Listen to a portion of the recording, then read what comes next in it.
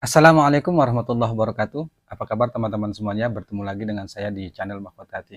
Baik teman-teman semuanya, hari ini lagi-lagi saya ingin membahas terkait lagi masalah hutang ya. Seperti biasa karena banyaknya komentar di kolom komentar itu tentang hutang. Apalagi yang masuk ke WA saya juga banyak yang bertanya tentang hutang. Ya, saya terus berusaha ya berbagi kepada teman-teman semuanya. Ya, saya membantu bukan secara materi, tapi saya membantu memberikan semangat ya, memberikan motivasi kepada teman-teman yang sedang ditimpa hutang. Dan Mam saya ditelepon ya, ditelepon dan itu saya bicara lama dengan beliau, saya nggak sebutkan. Dia bilang ke saya, Pak, tolong bimbing saya. Hutang saya banyak, saya sudah nggak tahu lagi harus berbuat apa. Tiap hari saya ditelepon, diteror, bahkan saya itu sudah hampir mau melarikan diri karena saya nggak tahu lagi harus berbuat apa, hutang saya banyak. Semua aset yang ada pada saya itu sudah saya jual, mobil sudah habis, kemudian ada sedikit tanah sudah saya jual, tapi belum juga bisa menyelesaikan semua hutang-hutang saya. Sehingga saat itu saya sempat berpikir mau mengakhiri hidup saya dengan bunuh diri. Tolong bimbing saya, Pak, karena saya nggak ngerti lagi harus bagaimana. Semua saudara, teman-teman, tidak ada yang bisa membantu. Kemudian saya jawab, kalau Bapak mengakhirin hidup dengan cara bunuh diri misalnya, apa Bapak yakin masalah Bapak akan selesai? Dia pun terdiam di situ. Kemudian dia jawab, ya saya tahu Pak bahwa ini adalah nggak boleh dan ini dosa besar gitu. Terus kenapa Bapak harus melakukan itu? Kemudian dia pun menangis. Saya nggak tahu lagi harus berbuat apa Pak. Saya sudah terpuruk benar gitu. Sehingga saat ini tuh sedangkan saat ini saya saja sudah di tempat teman saya ya, yang menurut saya cuman dia yang mengerti. Tolong saya bimbing saya Pak. Ya gimana ya, saya juga kalaupun saya membantu ya paling hanya bisa memberikan saran, memberikan motivasi, memberikan semangat. Dan insya Allah saya paham ya, dan saya juga ngerti bagaimana rasanya ya, dikejar-kejar hutang, kemudian sampai pada tahap stres lah kira-kira begitu. Makanya saya dulu sempat berpikir gitu ya, orang-orang yang bunuh diri karena kesulitan hutang itu ya kadang-kadang ya salah juga sih. Saya memaklumin kenapa ya, karena memang di saat itu pikiran sudah nggak ngerti lagi harus bagaimana ya gitu. Ya kita kalau bukan karena rahmat Allah, kalau bukan karena keimanan kita yang kuat kepada Allah, ya bisa jadi kita akan melakukan hal yang seperti itu ya, mengakhiri bunuh diri. Makanya dulu ketika saya lagi susah banyak utang itu saya curhat ke teman-teman, mereka gampang saja bilang yang sabar, yang kuat, amalkan ini, amalkan sholawat, perbanyak bertobat, perbanyak ibadah, perbanyak minta ampun kepada Allah Subhanahu Wa Taala. Ya memang semua itu benar ya, benar. Tapi masalahnya mungkin mereka nggak mengalami hal yang kita alamin saat ini ya. Mungkin mereka juga yang memberikan saran itu tidak merasakan apa yang kita rasakan, sehingga mereka gampang saja sih bilang sabar, pasrah, ridho, ikhlas gitu. Kalau saya yakin kalau seandainya juga mereka itu merasakan hal yang sama, saya yakin juga mereka itu pasti ya stres, kemudian kalut, takut dan segala macamnya. Ya tapi namanya juga saran ya, kita harus terima ya. Karena memang inti dari kehidupan itu sebenarnya hanya dua menurut saya ya, sabar dan syukur. Ya sabar ketika kita ditimpa kesusahan termasuk utang ya, kemudian kita banyak bersyukur ketika kita juga sedang diberikan nikmat. Tapi oke lah, apapun itu ceritanya, ya saya mengerti betul.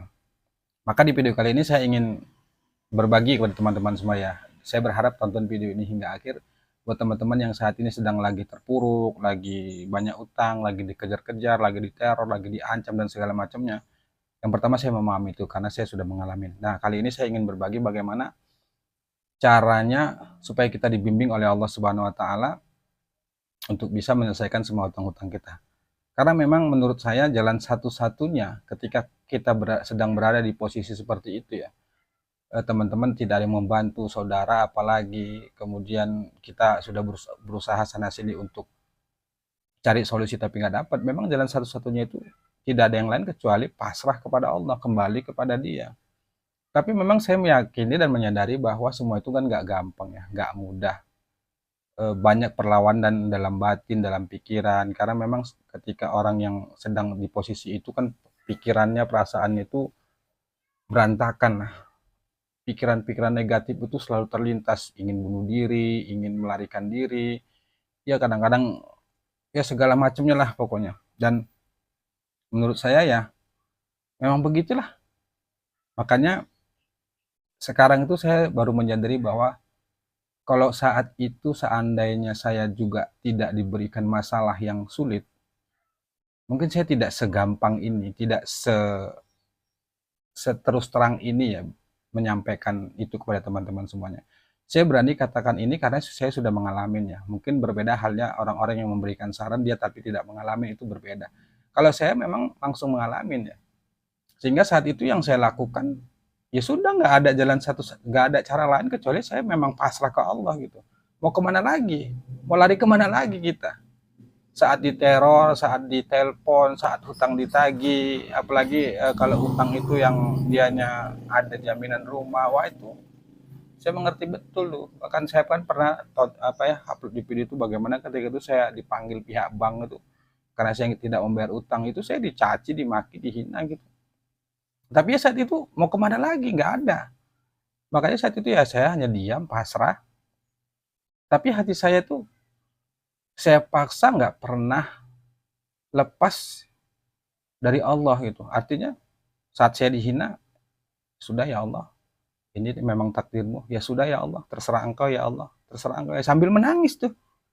Sambil menangis, ya sambil banyak diam, apalagi sudah malu di lingkungan ya, karena dikucilkan, mereka tahu kita banyak utang, kita dikejar-kejar utang, mereka tahu. Ya akhirnya saya diam, kemudian hati saya hanya bilang dengan kalimat, nggak apa-apa ya Allah. Ya sudah, nggak apa-apa ya Allah. Kadang-kadang sampai dada saya itu sesak merasakan itu karena saking nggak taunya harus bagaimana gitu. Nah teman-teman saya juga ada yang mengalami begitu ya.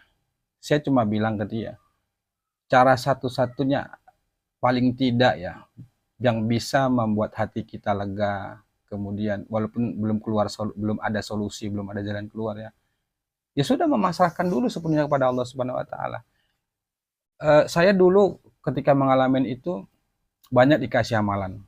Beberapanya itu sudah saya sampaikan ya di video-video sebelumnya. Bagi Anda yang belum menonton, silakan Anda tonton dulu lah. Anda lihat di channel ini, Anda lihat tentang hutang itu. Nah setelah itu, makanya kenapa ada satu video itu yang saya upload ya, yang saya buat tuh, teman-teman yang belum nonton, tonton nanti. Di situ saya buat judulnya 4 tanda bahwa Allah akan melunasin hutang kita. Itu adalah pengalaman saya. Kita pasrah, kemudian kita ridho, kemudian kita fokus minta ampun, kemudian kita mencari ketenangan. Ya memang itulah yang saya alami saat itu. Dan ternyata benar, ketika saya melakukan itu, memberanikan diri berbuat seperti itu, ya akhirnya Allah pun bimbing. Maka oleh karena itu teman-teman semuanya, pertama, ini saya bagi kepada teman-teman semuanya ya, agar dibimbing Allah, dan ini sesuai pengalaman saya ya. Terserah orang mau bilang apa, ya kalaupun dibilang saya itu hanya cerita segala macam, itu terserah, yang pasti ini karena memang pengalaman saya. Nah, cara pertama supaya kita dibimbing oleh Allah Subhanahu Wa Taala dalam menyelesaikan masalah itu, yang pertama kali harus kita pahami adalah kita harus yakini dulu. Walaupun kenyataannya kita berat, tapi harus paksakan, katakan dalam hati kita bahwa insya Allah kita kuat, insya Allah kita bisa melewati ini semuanya. Karena seperti yang saya bilang, bahwa Allah itu tidak mungkin memberikan satu ujian itu di luar daripada kemampuan kita, tidak bisa. Ada saatnya nanti di mana teman-teman benar-benar total nggak bisa berbuat apa-apa, di situ kadang-kadang keajaiban datang, dan itu sering sekali saya rasakan walaupun belum semua masalah itu selesai ya. Oke, baik, yang pertama, agar kita dibimbing oleh Subhanahu Wa Taala untuk bisa keluar dari jeratan utang itu semua, ya pertama, ya berusahalah bertaubat, berusahalah untuk banyak istighfar, apalagi kita terjerat hutang riba ya. Saat ini tuh, bahkan di Indonesia khususnya itu kan, apalagi zaman sekarang lah saya katakan, gak usah di Indonesia gitu, siapa sih orang yang punya utang gitu. Ya ada dia yang banyak hutang itu bisa menutupinya, membayarnya itu dengan, ya mungkin dia punya penghasilan bulanan sehingga dia mudah. Tapi bagi kita yang tidak bisa membayar, Ya cara terbaiknya itu ya sudah bertobat kepada Allah Subhanahu wa taala. Perbanyak saja istighfar, perbanyak aja minta ampun kepada Allah Subhanahu wa taala. Kemarin saya sudah upload itu videonya salat tobat, Anda kemudian sujud terakhir itu baca doa Nabi Yunus, la ilaha illa anta subhanaka inni kuntu minadz zalimin 40 kali. Baca. Dan saya lakukan itu.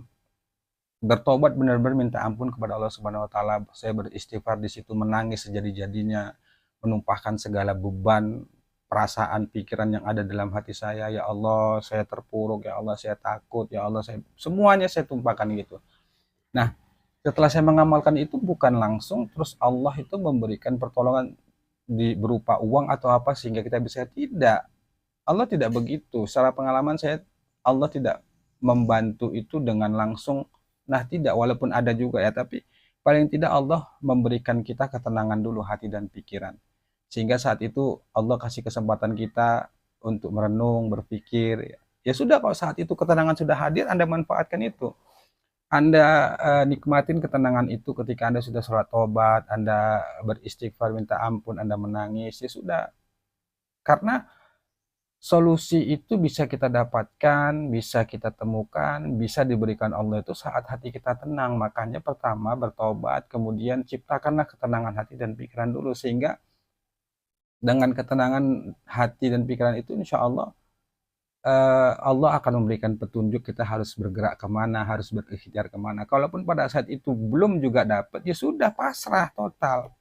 Kadang-kadang yang membuat kita itu putus asa, kita takut sesuatu hal yang belum terjadi. Nanti bagaimana kalau nggak saya bayar, nanti bagaimana anak saya, nanti bagaimana orang tua saya, nanti bagaimana nasib saya malu nanti dengan orang-orang, dihina segala macam. Itu kadang-kadang yang membuat kita takut ya, yang membuat kita stres itu gitu. Padahal sebenarnya kalau kita memang sudah berdoa, bertobat, beristighfar pada Allah, kita jalani saya sebenarnya tidak seperti yang kita pikirkan. Kadang-kadang di awal itu kita sudah takut dengan bayangan, padahal belum tentu sesuatu itu yang kita pikirkan terjadi. Nah, itu yang saya alami dulu, saya takut, saya segala macamnya lah. Tapi ya sudahlah saat itu karena saya tidak tahu harus berbuat apa dan harus mengadu kemana. Ya udah pada akhirnya saya, ya sudah ya Allah, setelah sholat tobat ya saya beristighfar minta ampun, ya sudah ya Allah, mulai hari ini saya nggak mau pikirkan lagi utang. Saya mulai hari ini saya nggak mau lagi memikirkan hal-hal yang lain. Saya mau hanya fokus untuk minta ampun kepadamu itu. Ya sudah, saya kira-kira ke orang mandi basah sekalian aja. Saya dimaki lagi, mas, saya dihina, ya sudah. Tapi dalam hati saya tetap saya kuatkan. Ya sudah ya Allah, nggak apa-apa. Aku ikhlas, aku ridho. Aku ikhlas, aku ridho. Itu selalu saya ucapkan. Ya sebelum-sebelum itu saya juga mengamalkan kata teman-teman saya, cobalah baca salawat sampai 1000 kali, 10.000 kali, salawat Jibril 15.000 kali, 25.000 kali. Ya saya kerjakan juga itu gitu. Ya insya Allah hati juga tenang, karena memang salah satu manfaat kita mengamalkan sholawat atau mengamalkan zikir-zikir itu kan apa namanya membuat hati kita tuh tenang. Ya itu saya kerjakan. Tapi saat itu ya solusi juga belum datang, makanya saya nggak heran gitu ya. Ada orang yang dia sudah mengamalkan 25.000 kali karena utangnya banyak tapi belum ada keajaiban. Ya saya juga mengalami itu gitu. Ya saya nggak menyalahkan, bahkan saya menganjurkan terus ya untuk mengamalkan itu. Tapi dengan kondisi seperti itu, bukan hanya amalan saja yang kita fokuskan, tapi kita juga ingat hati kita, pikiran kita. Di saat kita mengamalkan sholawat, mengamalkan istighfar, ya hati kita tenang. Tapi selesai kita mengamalkan itu, setan itu kan juga dia tidak tinggal diam ya. Dia terus membisikkan ke kita itu hal-hal yang negatif, bunuh diri lah dan sebagainya. Sebagaimana yang lainnya lah pokoknya. Makanya saya, setelah saya bertobat, saya baca doa Nabi Yunus, kemudian saya istighfar, nangis sejadi-jadinya, sudah saya bilang kalau ya Allah, mulai hari ini saya nggak mau lagi memikirkan hutang. Yang penting saya berniat untuk melunasinya. Terserah engkau ya Allah. Saat ini mau diapain saja terserahlah ya Allah. Yang penting sudah aku nyerah pasrah. Itu yang saya lakukan. Nggak ada yang lain. Makanya apa ya? Ya sudahlah. Saya juga mau nyampaikan itu karena saya ngerti bener gitu gimana rasanya. Ya kalau teman-teman mau ikuti cara saya silakan ya. Ya sudah, bertobat saja kepada Allah Subhanahu wa taala. Fokus saja minta ampun gitu. Udahlah, kalau kita terlalu memaksakan berpikir kita cari solusi kemana, kita nggak bakal mampu. Itu kadang-kadang yang membuat kita itu susah, bingung, karena kita terlalu fokus mengandalkan otak kita, mengandalkan sahabat kita, mengandalkan kemampuan kita. Padahal sebenarnya saat itu menurut saya udah tidak lagi harus kita gunakan. Sudah kita buang logika, sudah kita buang segalanya. Yang kita pakai itu hanya satu, pasrah kepada Allah Subhanahu wa taala. Lain halnya kalau memang kita masih bisa apa ya, minta tolong kepada teman yang dia pun ya kalau mengerti, kalau nggak mengerti apalagi ya jalan satu-satunya lari ke Allah. Karena kita ini kan milik Allah, kita ini semuanya akan kembali kepada Allah. Dia yang ciptakan kita dan dia yang ngerti bagaimana kondisi kita. Allah tahu kok di saat itu kita takut, Allah tahu di saat itu kita bingung, kita cemas, kita eh, pikiran kita kacau, semuanya Allah itu tahu. Nah disitulah kesempatan bagi kita itu, ya sudah, bicara saya sama Allah, ya Allah aku begini, aku begini, ya terjadi selanjutnya apa ke depannya ya sudah terserah Allah saja. Saya nggak mau pikirkan itu. Yang saya pikirkan saya itu, ya Allah bagaimana dapat ampunan Allah, dapat ketenangan dulu gitu. Masalah solusi saya belakangkan, benar-benar yang penting sudah, ya Allah saya pasrahkan seluruh hidup saya kepadamu semuanya. Ya kalaupun saat itu saya harus mati misalnya, ya harus mati disebabkan gara-gara itu mungkin ya, walaupun saya berharap jangan sampai ya, tapi ya mau gimana lagi, nggak ada gitu. Itu yang pertama ya. Yang pertama supaya dibimbing ya sudah, bertaubatlah kepada Allah, kemudian minta ampun sebanyak-banyaknya. Istighfar tuh jangan dihitung mau berapa, tumpahkan semuanya. Saat Anda, bila perlu Anda menangis sejadi-jadi Anda sujud minta ampun kepada Allah Subhanahu wa taala, dan sadarin, ini sekali lagi ya, sadari bahwa banyaknya hutang kita, hidup kita sulit, kita cemas, kita takut, itu satu penyebabnya karena dosa kita, nggak ada yang lain. Kalau Anda berpikir, wah saya banyak utang karena ditipu, karena saya banyak utang saya begini, itu Anda makin, kalau itu yang Anda pikirkan ya sudah, Anda makin stres sendiri gitu. Ya sudah, jalan satu-satunya salahkan saya diri kita sendiri. Mau gara-gara orang kita jadi berhutang, gara-gara dia misalnya teman kita kita ditipu dan segala macamnya, itu nggak ada. Yang ada itu ya gara-gara kita, gara-gara dosa kita, sehingga Allah ditempeleng kita sama Allah itu supaya kita kembali kepadanya. Nah, ketika kita sudah menjalani kesulitan itu pelan-pelan, kita pun hati kita sudah kita pasrahkan kepada Allah. Insya Allah kalau benar-benar hati kita tidak kita putuskan kepada Allah, masih tidak kita putuskan setiap hari itu, ketika kita teringat masalah, ketika kita bingung cari solusi. Saya saat itu ketika terlintas kemana ya, cari kemana ya, minta tolong ya. Saya terus balik, ya sudahlah ya Allah, gak apa-apa ya Allah, terserah engkau ya Allah terserah engkau. Apalagi misalnya besok kita harus bayar utang tapi uang nggak ada, wah itu makin cemas ya. Apalagi sudah sampai 1 bulan atau 2 bulan kita nggak bayar, wah itu kacaunya luar biasa ya. Saat itu benar teman-teman, yang saya lakukan nggak ada yang lain kecuali saya pasrah total. Nah sebenarnya ilmu atau yang saya upload semua video itu pada akhirnya satu fokusnya, yakni bagaimana kita menciptakan kepasrahan diri gitu. Nah keajaiban-keajaiban itu akan datang saat kita menjalani proses itu dulu. Jalani dulu pelan-pelan, nikmatin. Ya memang sakit-sakit gitu. Ya menangis ya sudah, menangis jadi nangis saja di hadapan Allah, bilang ya Allah sakit hatiku ya Allah, aku diejek, aku dihina, ya Allah bagaimana, ya udah tumpahkan saja gitu. Allah tahu, Allah mendengar, cuman kadang-kadang kita tidak yakin dengan itu gitu ya. Kita seolah merasa Allah tidak memperhatikan. Ya saya paham karena kita juga kalut, kita bingung. Bahkan saya tulis itu ya seolah Allah itu tidak memperhatikan. Saya juga paham gitu. Bahkan teman-teman semuanya ya, saya pernah itu saking takutnya, kemudian saking putus asa lah, saya bilang udah mendekati putus asa gitu.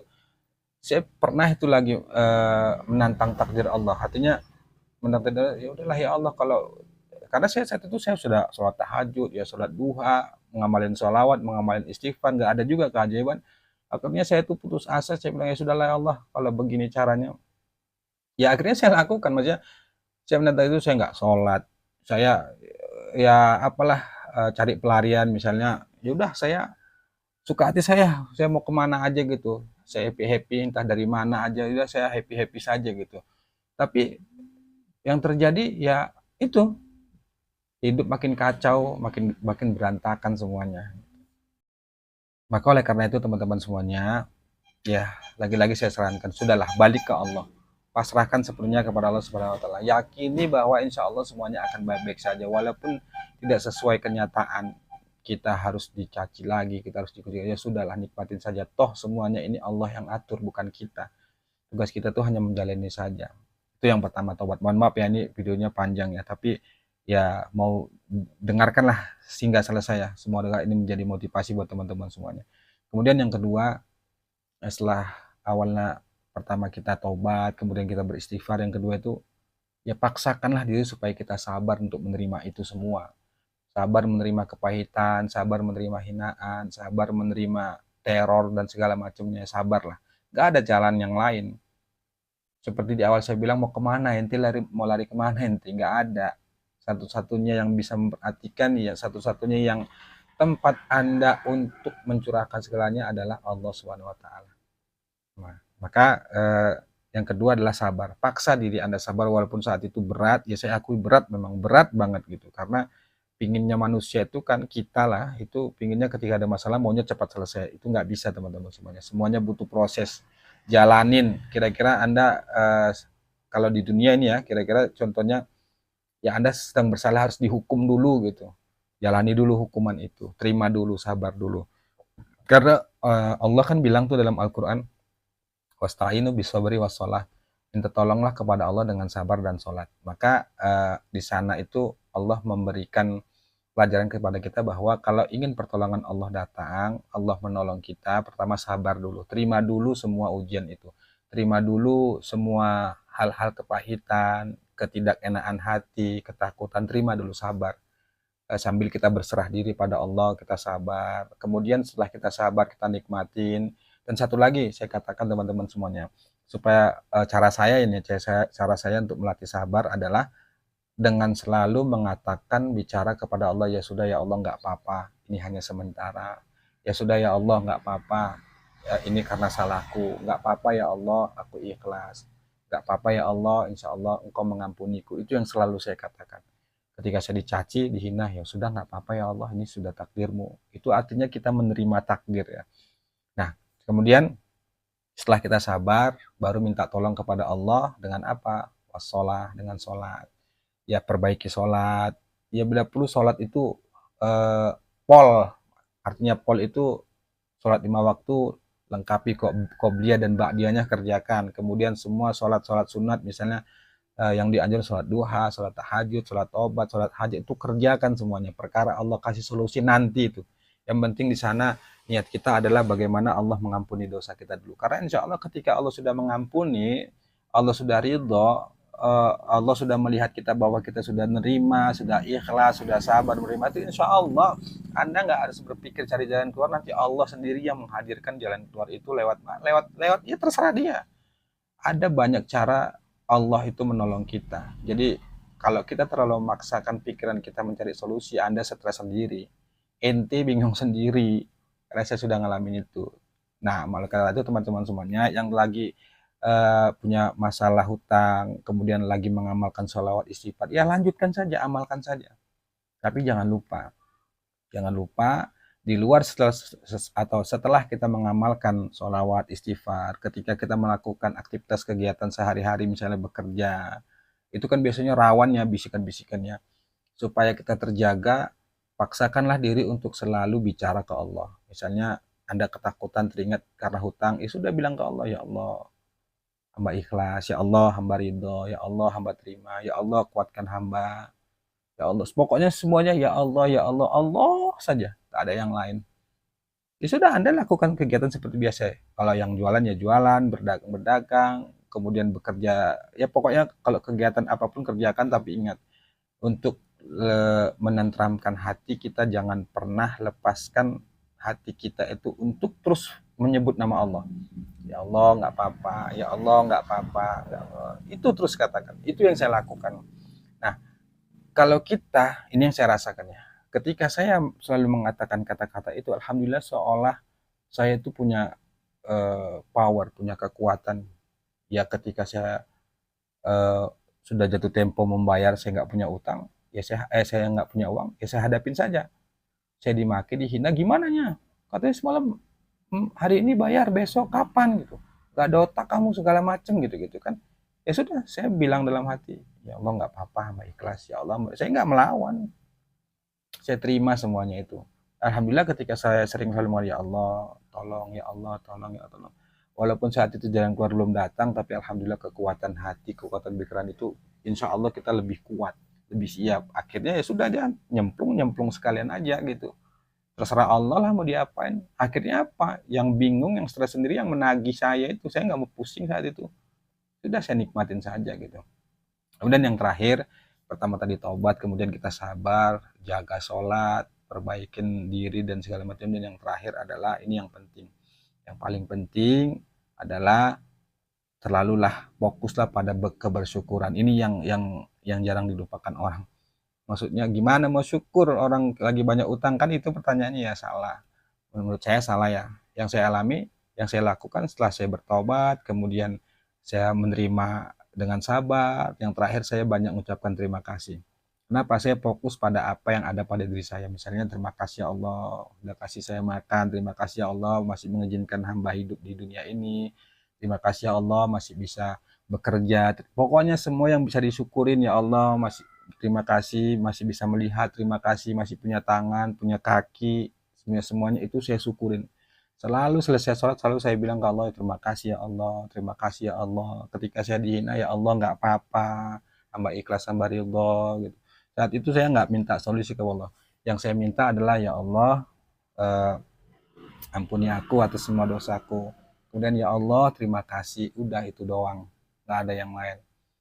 1 bulan 2 bulan saya terima semuanya itu. Akhirnya di bulan ketiga ya sudah, saya menghadapinya biasa saja. Ya buktinya ketakutan-ketakutan yang ada dalam pikiran saya sebelumnya, nanti gimana, nanti takut rumah saya ditarik, akhirnya nggak ditarik tuh, aman-aman saja. Mungkin ya paling hanya dapat hinaan, dapat cacian doang aja. Ya itu yang saya dapatkan. Alhamdulillah jalan ke 4 bulan mulai dibukakan oleh Allah pelan-pelan. Ada peluang, ada pekerjaan tambahan. Kita bayar sedikit, kita telepon orang yang sedang kita hutangi, bang ini ada uang dikit, kemarilah bang kita cicil, kita niat baik kita bayar. Tapi di proses di 3 bulan pertama itu saya ya benar-benar kacau lah, dihina segala macamnya kan. Setiap orang bank itu datang atau nelpon tuh saya sudah siap aja gitu, nggak sudah nggak kemana-mana lagi, udah saya hadapin saja.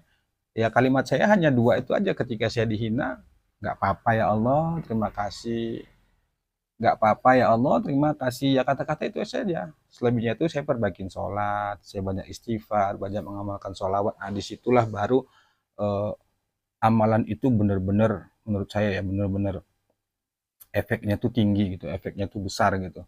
Saya nggak tahu tiba-tiba di bulan keempat itu ya, di bulan keempat saya rutin saya paksa tuh tahajud segala macamnya, tiba-tiba dalam pikiran saya itu seolah ditunjukkan oleh Allah, coba kamu ke sana, coba kamu berjalan ke sana. Ya sudah, rupanya ketemu kawan lama, akhirnya dia kasih job dikit-dikit, kita cerita ada job enggak, kita iseng-iseng, enggak saya ceritakan tuh saya punya utang, enggak saya ceritakan, oh ada nih segala macam, oh ya sudah kita kerjakan, begitulah misalnya.